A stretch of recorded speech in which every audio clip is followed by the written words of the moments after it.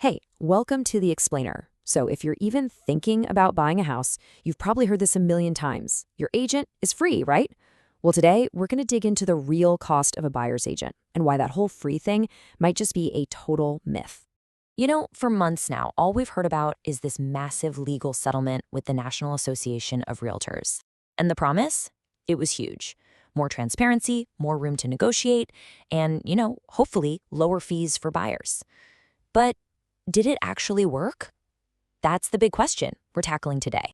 Well, buckle up because a brand new report just came out, and honestly, the findings are pretty wild.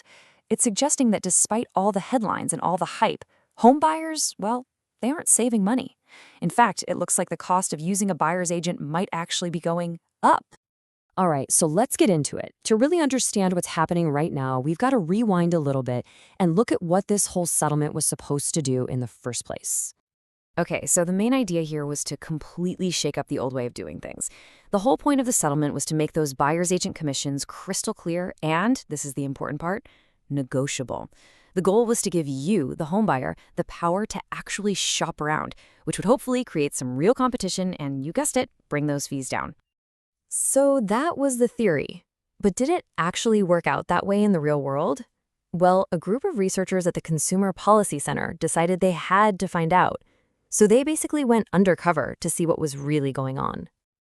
And we're not talking about some quick online poll here. No, this was a massive investigation. These researchers went deep, posing as mystery shoppers, pretending to look for a house. They ended up talking to 281 different buyer agents all across 26 major U.S. cities. They were really putting this new system to the test. So, what did all this secret shopping actually uncover? Well, this is where the story takes a really unexpected turn and, frankly, throws everything we thought we knew about the settlement right out the window. Okay, get ready for this number. A whopping 95%, 95 of the agents they talked to still quoted their fee in that classic 2.5% to 3% range. The report calls this a remarkable homogeneity, which is just a fancy way of saying pretty much nothing has changed. It's like the settlement never even happened. But wait, it actually gets even crazier. Not only did the fees not go down, but the number of agents asking for the absolute top-tier commission went up. Check this out. Back in 2022, about 40% of agents asked for a full 3%. Today, that number has skyrocketed to 64%. So let that sink in. More agents are asking for more money, not less.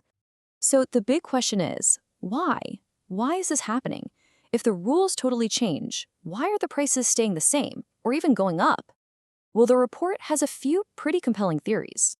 So the report points to a few big reasons. First, you've got this intense peer pressure in local agent cultures to just keep the rates where they are.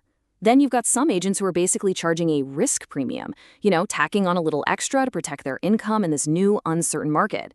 And of course, that old myth that the seller pays is still being used all the time to kind of obscure the real cost from buyers.